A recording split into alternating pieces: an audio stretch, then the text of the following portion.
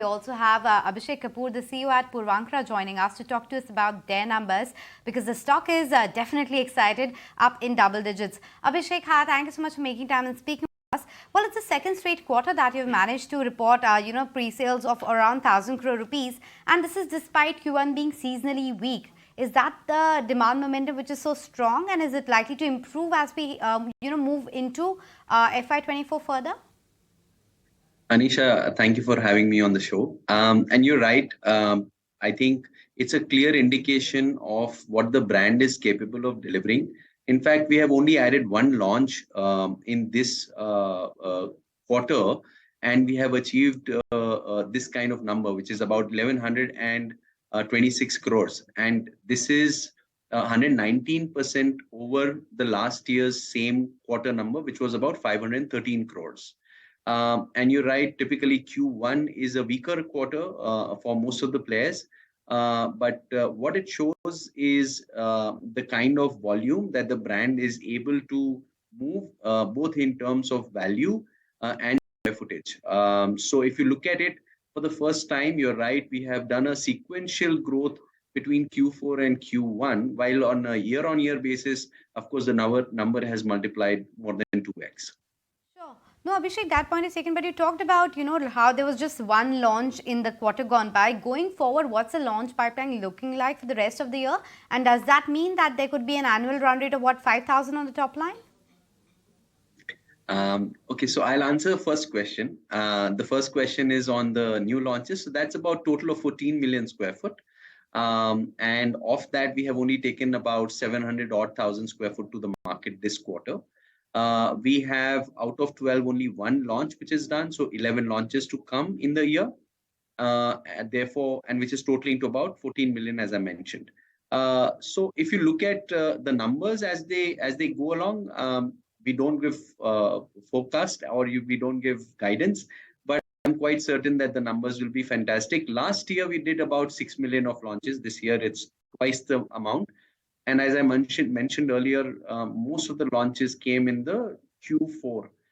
So therefore, we believe that we'll be able to definitely continue with this kind of growth momentum that we have seen in the first quarter itself.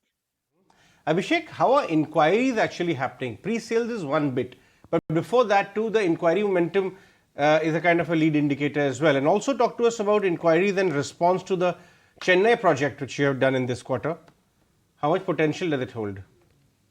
Also, from what we have launched, we have already sold almost 45% of the inventory. And we believe that we should sell this project out in next 2 quarters. As far as, the general trend of demand is concerned, we are seeing great traction for the brand because our projects are really progressing very well. So the speed of construction across our sites, the delivery is really sped up. So you can see that also in the collections. I mean, if you look at the collections last year, same quarter versus this year, we have shown a total collections growth of about 52%, if I'm not wrong on the number. And that is a big achievement, because what is happening is while you're doing pre-sales, you're delivering your speed of execution, and then the confidence in the customer, and when he's seeing the product come about and the quality of product that is coming out, I think that gives a great amount of confidence. And of course, it also leads to natural appreciation of price, which also we have seen year on year and quarter on quarter basis. The other thing which we are gathering from the industry is the kind of shortage of contractors of some sorts. Are you also feeling that? Because contracting stocks are also on fire here in the market, because the sense is that now they get to choose their partners. They get to have their pricing, much more favorable kind of a term, which wasn't the case. Contracting historically has had very low single-digit margins, but that's the separate story. Talk to us about how are you facing that issue as well, the contracting part and the wages of people over there. Is that an issue as well? That's a very good question. Not a lot of people don't understand this piece or don't ask questions on this piece. So, while we work with all the top contractors in the country, what's very interesting with us as a group and as a brand is that we also have an EPC arm. So we have pretty much hedged our bets, and we have a very, very robust risk mitigation plan in a situation like this, where our own arm, which is our own 100% owned subsidiary called Starboard, can take over and deliver projects. So we don't see that as a concern. While we work with all the top contractors, they bid for our projects, and so does Starboard. But we have an ability to scale up our execution and have no impact of such kind of market dynamics, which you're right, to some extent may play out in the market, and there may be some limitations. But in that sense, I think we have a great advantage because the organization has built that value already. Just before we let you go, a quick last question. Now, with respect to the pricing, one part, of course, is the volume, and you're saying that it's seeing quite a bit of traction in terms of pricing. How do the things stack up? And secondly, given that slew of launches, 11 you talked about in this year, what will it do to your borrowing? So borrowing, there will be no impact. Let me start from that one. As far as the launches are concerned, what it will do is it will bring down my per square foot debt of area under development. What it means is my cost of interest and ability to service debt, and as long as the debt remains where it is, gets much, much better. So from the financial cash flow and balance sheet and P&L point of view, this is great news as the times unfold and as we deliver, because the P&L reflection only happens when we actually deliver the project, right?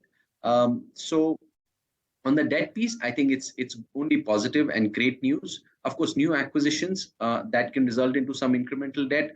But having said that, on a per square foot basis, on an overall basis, your coverage, your cash flow strength, etc., will only improve.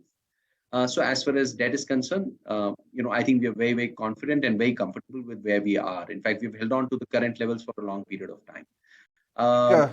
Also on the pricing, what we are seeing is that today the demand supply gap continues, and ability to bring inventory into the market to catch up with the demand is still limited. And therefore, what we are seeing is that we will continue to see appreciation, but it's not just on account of demand supply, but student housing, or you look at Puravankara. Though when you look at the detailed numbers, you will see that Puravankara has contributed 69% and Provident 31%. But that is more on account of availability of supply. But if you see volumes on a project-wise basis of Provident, in sustenance also it has shown improvement. What it means is that the demand is there, I don't have enough supply. So now, in fact, you will see with 7 million square foot we are going to launch in Provident.